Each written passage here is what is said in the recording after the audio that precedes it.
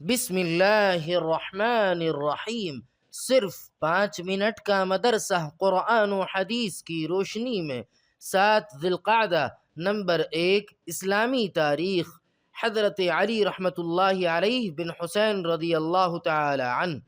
حضرت علی رحمۃ اللہ علیہ بن حسین رضی اللہ تعالی عنہ، جن کی کنیت ابو الحسن اور لقب زین العابدین رحمۃ اللہ علیہ ہے، حضرت حسین رضی اللہ تعالی عنہ کے سب سے چھوٹے بیٹے تھے۔ حضرت زین العابدین رحمۃ اللہ علیہ نہ صرف ایک تابعی تھے بلکہ خاندان نبوت کے چشم و چراغ بھی تھے۔ میدان کربلا میں اہل بیت کی شہادت کے بعد مردوں میں صرف ان کی ذات ہی باقی رہ گئی تھی، جن سے حضرت حسین رضی اللہ تعالی عنہ کی نسل چلی۔ واقعہ کربلا کے وقت سفر میں اپنے والد کے ساتھ تھے، مگر بیماری کی وجہ سے جنگ میں شریک نہ ہو سکے۔ ان کی ایک خاص صفت دریا دلی سے اللہ کے راستے میں خرچ کرنا تھا۔ مدینہ کے تقریباً 100 گھرانے ان کے صدقات سے پرورش پاتے تھے اور کسی کو خبر تک نہ ہونے پائی تھی۔ وہ خود راتوں کو جاگ کر لوگوں کے گھروں پر صدقہ پہنچاتے تھے۔ ان کی وفات کے بعد معلوم ہوا کہ ان کے گھرانوں کی کفالت انہی کے ذریعے ہوا کرتی تھی۔ سن 94 ہجری میں مدینہ میں وفات ہوئی اور جنت البقیع میں حضرت حسن رضی اللہ تعالی عنہ کے بازو میں دفن کیے گئے۔ نمبر 2، اللہ تعالی کی قدرت۔ پھلوں میں رنگ کا مزہ اور خوشبو۔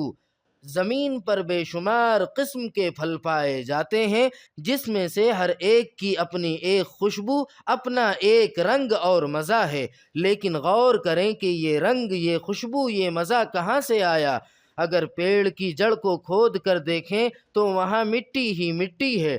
ڈالیوں کو کاٹ کر دیکھیں تو وہاں نہ رنگ ہے، نہ خوشبو ہے اور نہ یہ مزہ ہے۔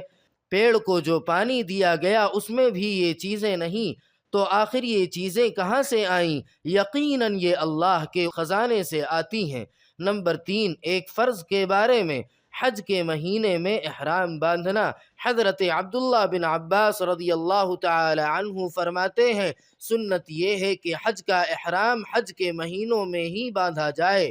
فائدہ: شوال، ذی القعدہ اور ذی الحجہ کے پہلے 10 دنوں کو اشہر حج یعنی حج کے مہینے کہا جاتا ہے۔ انہی مہینوں کے اندر حج کا احرام باندھنا ضروری ہے۔ نمبر 4، ایک سنت کے بارے میں۔ زمزم کھڑے ہو کر پینا۔ حضرت ابن عباس رضی اللہ تعالی عنہ بیان کرتے ہیں کہ رسول اللہ صلی اللہ علیہ وسلم نے زمزم کا پانی کھڑے ہو کر پیا۔ نمبر 5، ایک اہم عمل کی فضیلت۔ اللہ کے راستے میں سواری دینا۔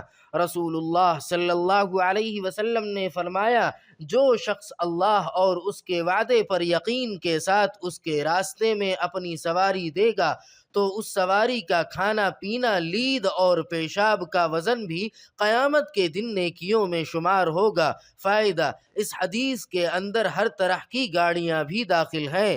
نمبر 6، ایک گناہ کے بارے میں۔ رشوت کی لین دین کرنا۔ حضرت عبداللہ بن عمر رضی اللہ تعالی عنہ فرماتے ہیں، رسول اللہ صلی اللہ علیہ وسلم نے رشوت دینے والے اور رشوت لینے والے پر لعنت فرمائی ہے۔ نمبر 7، دنیا کے بارے میں۔ دنیا مومن کے لیے قید خانہ ہے۔ رسول اللہ صلی اللہ علیہ وسلم نے فرمایا، دنیا مومن کے لیے قید خانہ ہے اور کافر کے لیے جنت ہے۔ خلاصہ: شریعت کے احکام پر عمل کرنا، نفسانی خواہشوں کو چھوڑنا، اللہ اور اس کے رسولوں کے حکموں پر چلنا نفس کے لیے قید ہے، اور کافر اپنے نفس کی ہر خواہش کو پوری کرنے میں آزاد ہے، اس لیے گویا دنیا ہی اس کے لیے جنت کا درجہ رکھتی ہے۔ نمبر 8، آخرت کے بارے میں۔ گنہگاروں کے لیے جہنم کی آگ ہے۔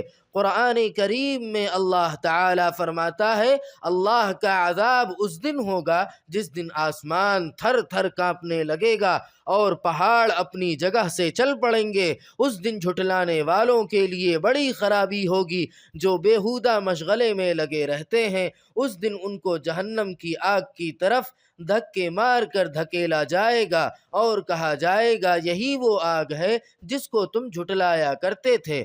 نمبر 9، طب نبوی سے علاج۔ کھجلی کا علاج۔ حضرت انس بن مالک رضی اللہ تعالی عنہ فرماتے ہیں کہ رسول اللہ صلی اللہ علیہ وسلم نے حضرت عبد الرحمن بن عوف رضی اللہ تعالی عنہ اور زبیر ابن العوام رضی اللہ تعالی عنہ کو کھجلی کی وجہ سے ریشمی کپڑے پہننے کی اجازت مرحمت فرمائی۔ فائدہ: عام حالات میں مردوں کے لیے ریشمی لباس پہننا حرام ہے، مگر ضرورت کی وجہ سے ماہر حکیم یا ڈاکٹر کہے تو گنجائش ہے۔ نمبر 10، قرآن پاک کی نصیحت۔